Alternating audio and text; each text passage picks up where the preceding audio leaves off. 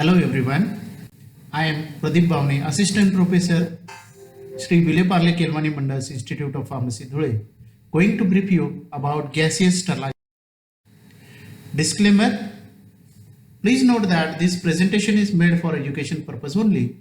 The information provided in this presentation by the author is taken from online resources and the references quoted at the end of presentation. Learning objectives. After completion of the session, students should be able to explain principle, method and application of gaseous sterilization, describe ethylene oxide sterilizer and write a note on fumigation. Introduction. It is defined as the destruction of all living microorganisms with chemical in gaseous or vapor state. It is always advantageous to use a chemical in the gaseous state because it will be having a greater penetration power.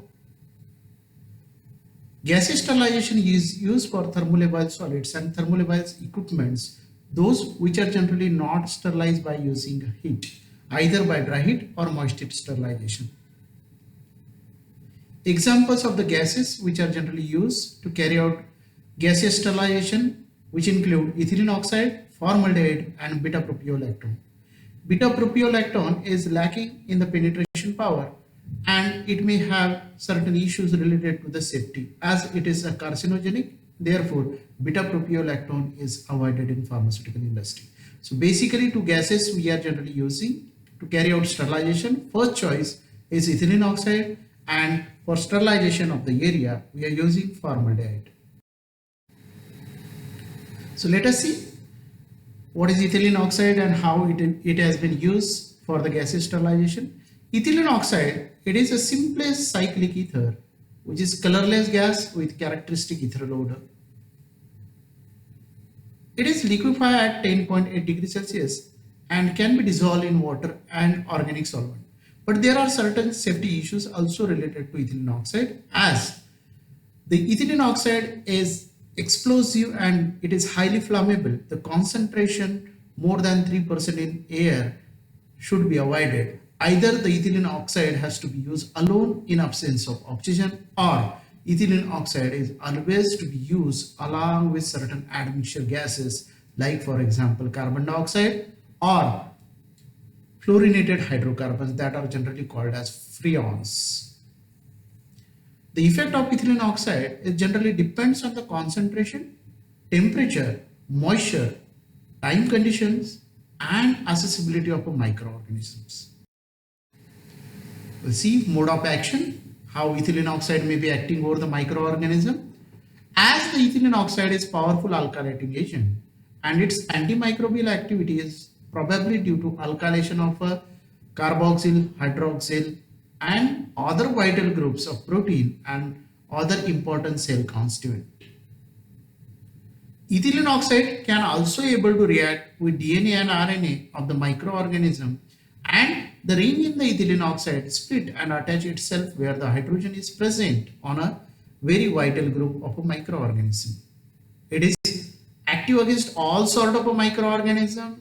And let me tell you, there is very small difference between the dose which may require to kill the vegetative organism and the spore forming organism, that is 1:5 as compared to 1:10 raised to the power 3 in case of disinfectant. Let us see how the ethylene oxide sterilizer is working. You can see over here there are different components. You can able to see on the diagram, this is the ethylene oxide tank which is connected to the baffle inlet. This is a baffle inlet, and why this baffle inlet is there? So as to avoid the accidental entry of liquid ethylene oxide.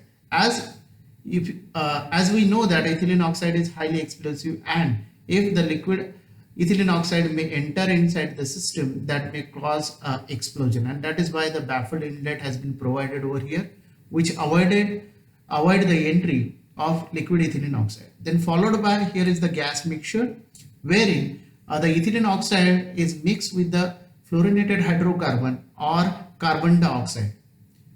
After mixing the gas, it will be passed through the expansion chamber. So this is the expansion chamber, and this expansion chamber will do the complete vaporization of a gas, followed by it is connected to the heat exchanger. So heat exchangers brings the gas in the vapor state to the sterilization temperature. It also provided with the vacuum chamber, which can withstand to the high pressure and vacuum. It is made up of a stainless steel, and it is provided with several provision, like for example it is provided with the provision for the air, okay, which whatever the air which will be circulated into the ethylene oxide sterilizer, that is passing through the HEPA filter, so pure air has been supplemented. As well as during the sterilization we need to provide the water so as to maintain the adequate humidity throughout the operation. That is why there is an inlet for the water has been provided over here. This vacuum chamber is connected to the vacuum pump. Okay. So vacuum pumps are provided for extracting the air before and desorbing the gas after the completion of sterilization. So this is what the ethylene oxide sterilizer. Then we will see the method. Either ethylene oxide can be used in the pure form in absence of oxygen, or it may be used in the mixture with the other inert gases, as I told, like carbon dioxide or freons. It requires a presence of moisture, so adequate humidity has to be maintained. Then if you see, it is a very complex process because it is each and everything that is given in the range, and that also depends on the kind of material you are sterilizing, what is the load, okay, and depending on that situation there will be variation in the typical cycle, like it may continue for 1 to 24 hours, okay, or the dose may be vary in between 25 milligram per liter to 1200 milligram per liter, and the temperature also going to be vary between 25 degree Celsius to 65 degrees Celsius, and relative humidity you have to maintain in between 30 to 85 degrees Celsius, 85%. Procedure: the chamber is loaded and the load is humidified.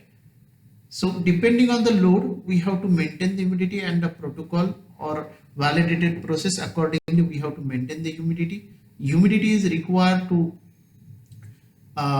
enhance the penetration power of the gas. The door is closed and allow the temperature to raise to sterilization temperature. The steam injection can be used to increase the temperature between 25 to 65 degrees Celsius, whatever the temperature we have designed. Then when temperature reaches to the sterilization temperature, the gas is admitted. The concentration may be range in between 25 to 1200 milligram per liter, and the sterilization time begun. A high vacuum pump is used to reduce the pressure in the chamber to 15 m bar, and this particular pressure has to be maintained till the end of operation. The exposure time is allowed in between 1 to 24 hours depending on the protocols, and as the sterilization has been completed, the gas has been dissolved by using a vacuum pump.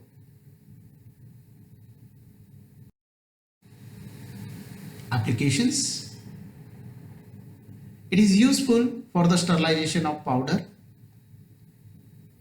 sterilization of eye drop in a plastic unit dosage container, then sterilization of equipment such as plastic equipments, rubber equipments, electrodiagnostic equipments, and many other. Sterilization of blankets can also be carried out by using ethylene oxide sterilizer. Then sterilization of exterior of ampoules prior to filling, that has been carried out by ethylene oxide sterilizer. Then several biological preparation can also be sterilized using ethylene oxide, like for example serums, vaccines. Then catgut, sutures, hospital beddings, clothing, etc. also can be sterilized by using ethylene oxide sterilizer. Along with that, foodstuff, heavy equipments, books, clothing, and soil also sterilized. Next one is a fumigation. Fumigation is nothing but the sterilization by using formaldehyde gas. The principle of the fumigation. Formaldehyde is extremely reactive chemical. It combines readily with vital organic nitrogen compounds such as protein and nucleic acid present in the microorganism. The formaldehyde gas is generated by a reaction between formalin and camphor. This is having a good penetration power to kill the bacteria from the surfaces or the area. That is why fumigation is the ideal method for sterilization of the filling area, sterilization of operation theatre, as well as aseptic room can be sterilized by using fumigation. Procedure. So when you perform a fumigation, all the windows and the outlet has to be sealed either with a tape so that the outer environment should not interfere with that particular area.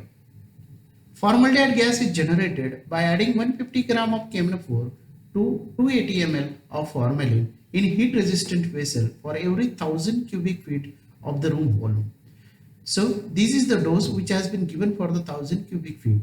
According to the dimension of your room, you can choose the dose, calculate the dose accordingly, and the formaldehyde can be generated by using a heat resistant container only because it develop or it produce high amount of heat as well as the fumes. The reaction produce considerable heat and fumes. After starting generation of a formaldehyde vapor, the door should be sealed and left unopened for 48 hours. So during the course of time, the vapor are having a good penetration power and that can able to kill all sort of a microorganism which are present over the surface as well as to the interstices.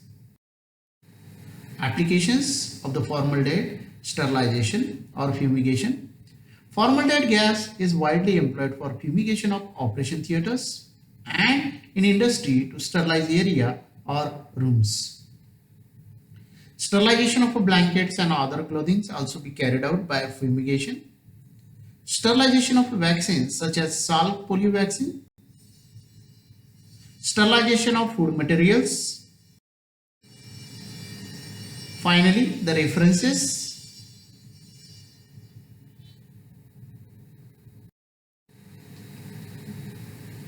Thank you very much for watching.